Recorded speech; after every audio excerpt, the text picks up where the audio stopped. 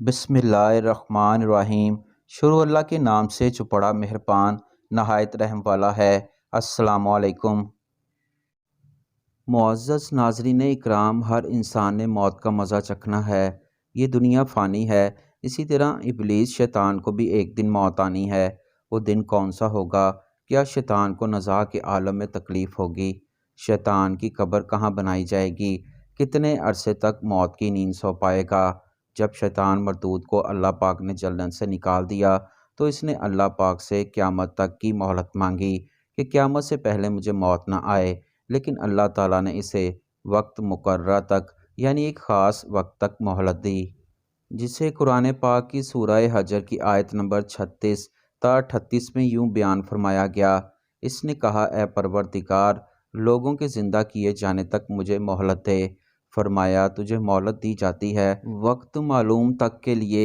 वक्त मालूम को मुफस्सरीन ने नफ़ख़ा औला लिखा है, यानी जब हज़रत इसराफील अलैहिस्सलाम पहली दफ़ा सूर फूंकेंगे।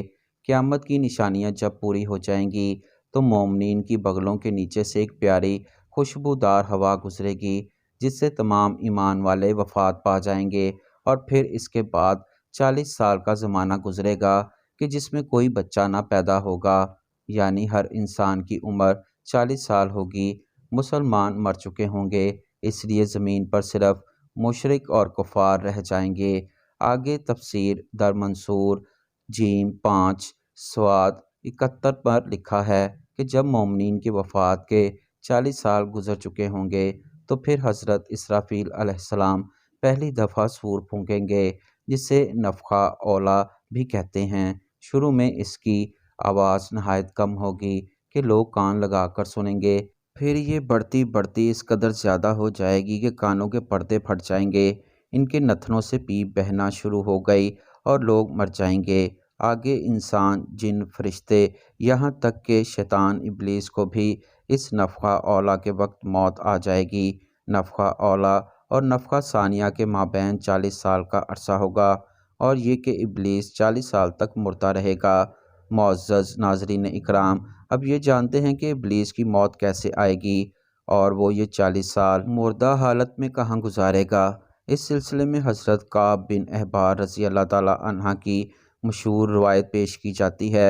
हज़रत काब बिन अहबार रज़ी अल्लाह ताला अन्हा फरमाते हैं कि जब अबुल बशर हज़रत आदम की वफ़ात का वक्त आया तो वो परेशान हो गए और अल्लाह पाक से अर्ज़ गदास हुए, मेरी मौत से मेरा अज़ली दुश्मन बहुत खुश होगा, क्योंकि मैं मरने वाला हूँ और वो क़यामत तक ज़िंदा रहेगा।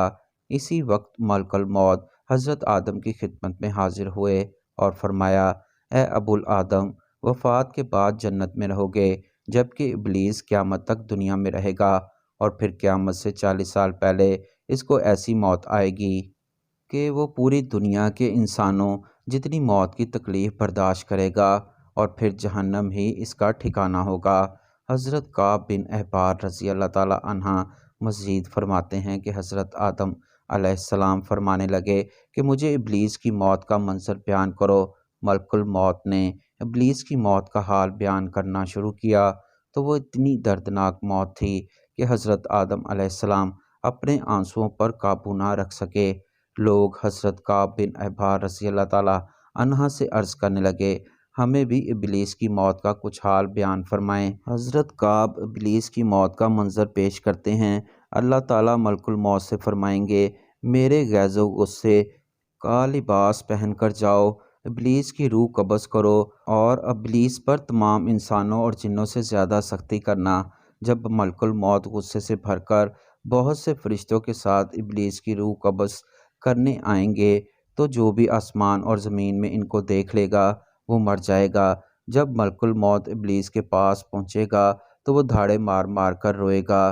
फिर शैतान को मौत की तकलीफ़ दी जाएगी, जो कि सारी मखलूक की मौत की तकलीफ़ से भी ज़्यादा होगी, कि इब्लीस घबरा कर मशरक़ की जानिब भागेगा तो कभी मगरब की तरफ, लेकिन हर तरफ अपने सामने मलकुल मौत को पाएगा।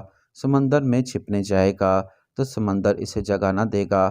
आसमान की तरफ भागेगा तो वहाँ मुकर्रर फरिश्ते इसको आग के कोड़े मारेंगे। आदम अलैहिस्सलाम की कब्र के पास खड़ा होकर कहेगा, ए आदम, تمہاری وجہ سے میں ملعون مردود پنا، کاش کہ تم پیدا ہی نہ ہوتے۔ پھر ملک الموت سے کہے گا، اتنی سختی اور تکلیف کے ساتھ میری جان نکالو گے؟ فرمائیں گے، جتنے لوگ جہنم میں ہیں ان سب کی موت سے کہیں زیادہ اور تکلیف کے ساتھ اور سختی کے ساتھ۔ یہ سن کر رہے گا اور چلاتا ادھر ادھر بھاگے گا اور اسی جگہ پہنچ جائے گا جہاں اس نے جنت سے نکلنے کے بعد پہلا قدم رکھا تھا۔ وہ جگہ آگ کے انگاروں کی طرح سرخ ہوگی، زمین چنگاری کی طرح ہو جائے گی اور زبانیاں فرشتے اس کو گھیر لیں گے جب تک اللہ چاہیں گے۔ اس وقت تک حالت نزاع اور موت کے غصے کا شکار رہے گا اور وہاں جہنم کی سنڈاسیاں لگی ہوں گی۔ ان سنڈاسیوں سے تڑپا تڑپا کر اس کی جان نکالی جائے گی اور پھر حضرت آدم علیہ السلام سے کہا جائے گا، ذرا اپنے دشمن کو دیکھو کس طرح ذلت کے ساتھ جل رہا ہے، اور وہ دیکھ کر کہیں گے، یا اللہ تو نے ہم پر اپنی نعمت مکمل فرما دی۔ انہی جہنمی گڑھوں میں ابلیس 40 سال تک مردہ رہے گا اور یہی اس کی قبر ہوگی۔